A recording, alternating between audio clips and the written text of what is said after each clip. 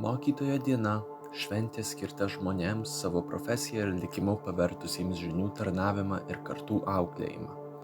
Mokytoju negali būti tik pusiaukelėje iki pietų, kol moki, nes tai yra pašaukimas, sąmoningas kasdienis pasirinkimas žmogiškumo, išminties ir žinių. Mes šventės proga nusprendėm šiek tiek įsigilinti kai kuriuos mokytojavimo aspektus, todėl uždavėm Punsko kovo 11-osios licėjaus mokytojams kelis klausimus. Tai pradžioje ir galėtumėte prisistatyti, vardas, pavardė, kiek laiko mokinat, ko mokinat? Esu Vasnelienė, Onutė. Mokykloje dirbu nuo 1996 metų. Ar kokių dalykų mokinat? Aš mokinu istorijos pagrindinai.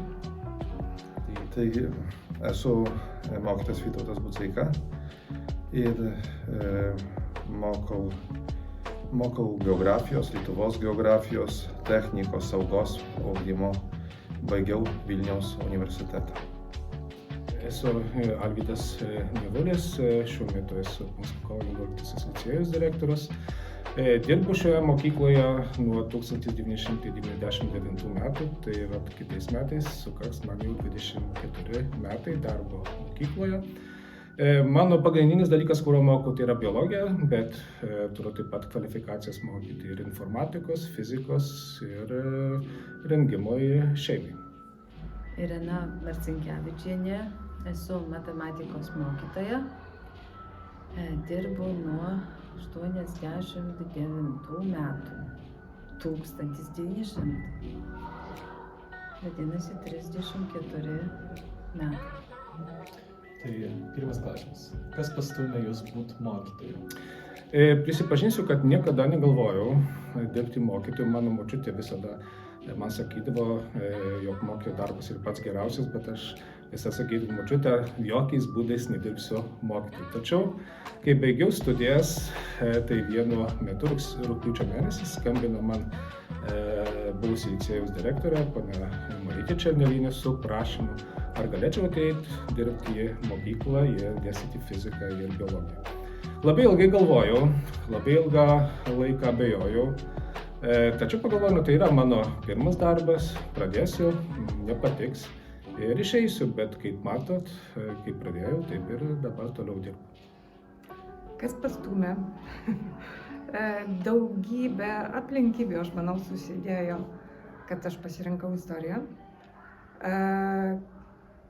Gal ir šeimoje tam tikri įvykiai pas mus kažkokios tai istorijos visą laiką buvo pasakojamos, išgyvenimai, tremtys, iškeldinimai. Na ir aišku, mokytojai pagrindinai.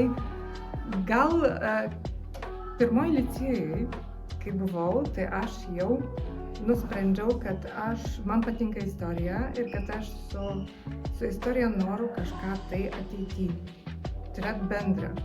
Ir ta mintis atėjo pas mane būtent tada ir jinai taip ir neišėjo niekad. Tokio atsakymo, turiu pasakyti, nelabai ir žinau. Žinau, kad baigiau 94 metais geografiją, grįžau į šitą kraštą, bet neturėjau planų iš karto, kur aš dirbsiu. Bet atsiveria tokia galimybė tiesiog ir pradėjau darbą. Ir 94 metais pradėjau darbą pagrindinėje mokykloje, o nuo 2005 metų pradėjau darbą Punsko licėjuje.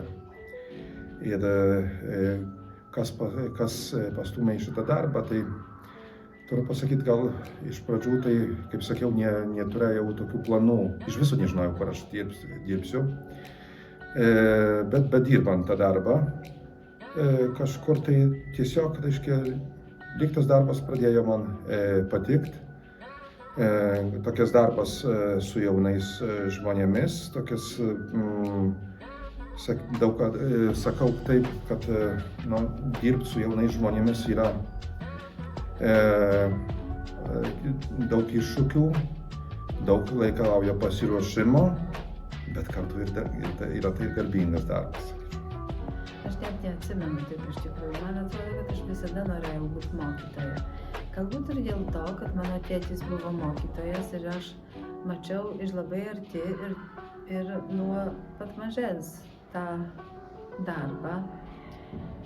Man tiesiog patiko sužinoti naujų dalykų. Aš prisimenu iš vaikystės, kai mano tėtis parsinešęs mokinių sąsiuvinius sėdėdavo prie stalo ir tikrindavo jų namų darbus. Ir ten buvo tokie ilgi algebriniai skaičiavimai arba ilgi skaičiavimai su skaičiais realiaisiais. Man labai imponavo, kad taip mokiniai moka tokius dalykus sudėtingus parašyti. Nebuvo vieno tokio momento, kuris lėmė, kad aš pasirinkau tą darbą. Matyt, norėjau visada būti mokytoja.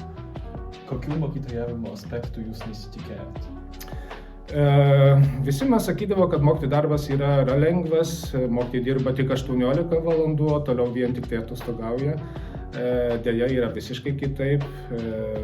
Tų 18 valandų tikrai pakanka pavargt, o visas kitas valandas reikia dirbti pasiruošimui, darbų tikrinimui ir visiems kitiems darbams. Taigi, kartais, kai grįžti po 8 valandų darbo su mokiniais, tai balso stygų jau nejauti, esi tikrai labai pavargęs ir tai yra tikrai sunkus, sudėtingas darbas. Sunku pasakyti, ko aš nesitikėjau, kad tam darbe negalvojau, kad ko aš nesitikėsiu. Bet dirbant, kartais pamatai tik tai kartais tuos iššūkius, su kuriais susiduri. Kad kartais reikia kažkur tai, kad daugiau kažkur kažkam reikia padėti, gal kažkur kažkam patart. Aš visada sakau tokį dalyką, kad esi mokytojas ir gyvenime nepriversi žmogaus išmokyti, kad aš tave išmokysiu. Aš visada laikausi tokios nuostatos, kad aš esu šalia mokinio, jeigu reikės, aš galiu jam padėti. Kai pradėjau darbą mokykloje, tai buvo pora dalykų, kurie mane nustebino iš tiesų. Vienas dalykas tai buvo ta dokumentacijos gausa, kad labai daug reikėjo ruošti dokumentų, o antras dalykas tai buvo, kad aš ne tik tai mokytoja, bet aš taip pat auklėti jaunimą turiu, rodyti įvairius gyvenimiškus dalykus, mokyti juos išbristi iš sudėtingų situacijų ir konfliktus padėti išspręsti ir sunkumus nugalėti ir daug tokių panašių dalykų. Kažkaip man tai nebuvo akivaizdu, o čia yra labai svarbi mokytojo darbo dalis. Aš manau, kad nebuvo kažkokio tokio, kas mane nustebino. Man atrodo, kad visa tai, ką aš radau atėjus į mokyklą dirbti, tai ir to ir tikėjausi tiesiog. Gal šiek tiek labiau man rūpėjo ne tie visi formalūs dalykai, ta visa biurokratija ir dokumentų pildymas, o daugiau visa tai, kas yra susijęs su istorijos kaip mokslo mokymu, dėstymu, būtent tai. Ir paskutinis klausimas, jeigu persikeltumėt į praeitį ir sutiktumėt save prieš pat savo karjeros pradžią, ką savo patartumėt? Šiaip tai šiek tiek dvejoju dėl atsakymo į šį klausimą. Todėl, kad šiuo metu jaučiuosi šiek tiek pavargus darbu mokykloje. Yra mokytojo darbe momentų tokių, kur tikrai duoda pasitenkinimą, atneša džiaugsmą, bet yra ir daug tokių, kurie labai apsunkina šitą darbą ir dėl to galbūt nesirinkčiau tiesiog mokytojo darbo, bet kita vertus, kai pagalvoji apie jaunus žmonės, apie darbą su jaunimu, kuris neleidžia tau sugrybėti ir leidžia priverčia pasitempti, neatsilikti per daug nuo to pasaulio, kuris šiais laikais tai ypač žaibiškai šuoliuoja į priekį. Ir kai prisimenu tą bendravimo su jaunais žmonėmis džiaugsmą, tai turbūt viską padaryčiau taip, kaip ir iki šiol. Sunku man atsakyti šitą klausimą, dėl to, kad tas darbas jisai manęs kaip ir nenustebino, neužklupo. Aš einu, reiškia, aš tokią savo išvadą padarau, kad dirbdamas bent kokioj profesijoje, tuo labiau mokytojo profesija, kiekvienas tobulėjom, kadangi mes turim kaip ir prisitaikyti prie tos naujos aplinkos ir mokykla vis dėlto tai yra ta vieta, kur dirbam mes mokytojai su žmonėm, jaunai žmonėm. Ir aš manau, kad vis labiau mano darbas ir bendravimas su jaunai žmonėm mane įkvepia ir skatina, kad aš pati tobulėtų. Ir skaitau vis daugiau, ir ruošiuosi vis daugiau pamokom, taip kad tai mane skatina tam, kad aš neužsisėdėtau tame laike, kur aš gal baigiau universitetą, bet tas tobulėjimas tai jis yra nuolatinis. Tai galima pasakyti, kad jūs savo patartut niekada nenustot tobulėti, taip?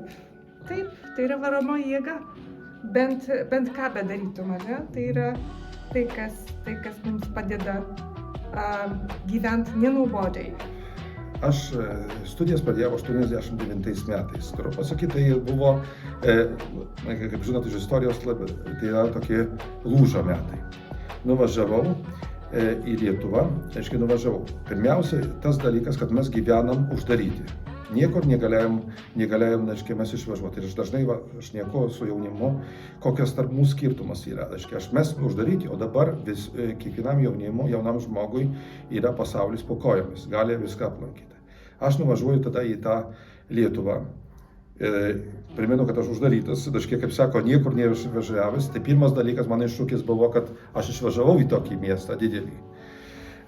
Toliau atsiradau aplinkoje.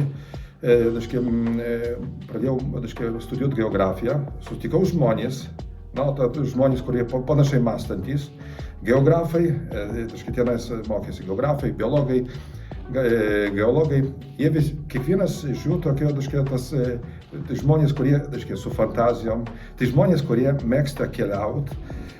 Na ir aš po truputėlį, nors labai sunku, iš pradžių pradėjau su jais kartu keliauti. Tokių, tų kelionių, mes padarėm nemažai. Turiu pasakyti, dar turėjau galimybės tokias, nes 89 metai, kada nuvažiuoju, tada zlotas buvo, nors tų pinigų per daug neturėjau, bet kada pavertė į rublius, tada rubliai buvo, tai daug ką galima buvo nusipirkti. Galima buvo, pigiai traukinio bilietą, autobuso bilietą, net kai kas galėjo nusipirkti lėktuvų bilietą. Viskas buvo prieinama. Ir galima buvo tas naudotis, ir mes tas naudojausi iš tų išvykų. Ir ką aš dabar galėtų pasakyti, ką aš pakeistau. Gal, kad grįžtau į tuos laikus, tai nieko nesigailiu, tik tai gal daugiau to galėjau pasinaudoti. Gal daugiau galėjau aplankyti.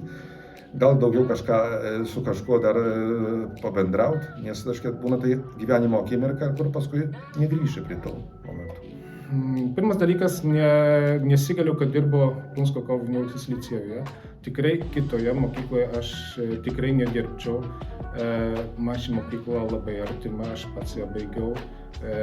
Tikrai turime puikų jaunimą, su kuriuo malonu dirbti ir su kuriuo labai malonu susitikti po licėjaus baigimo. Ir labai smagu jaust, kad tu turėjai kažkokią tai labai reikšmingą įtaką tų jaunų žmonių likimui, kad jie baigia licėjų, kad jie baigia aukštuosius mokslus ar įgyja kitas profesijas ir susitvarko savo gyvenimą ir gyvena laimingai. Ir kai ateina ir pasako tau ačiū mokytojau už tai, kad jūs manim dirbo, kad jūs pažinau, tai vat man malonu tada irgi susitikti su tokiais mokiniais ir pajaus tą savo tokį indėlį, nes jeigu kalbam apie finansinį aspektą, tai mokytojų darbas yra tikrai šiais laikais labai, labai nuvertintas, jeigu tai nepasikeis, tai jauni mokytojai į mokyklas dirbti neateis. Tai galima pasakyti, kad patartum dirbti būtent šitoj mokyklai, ne kaip tai.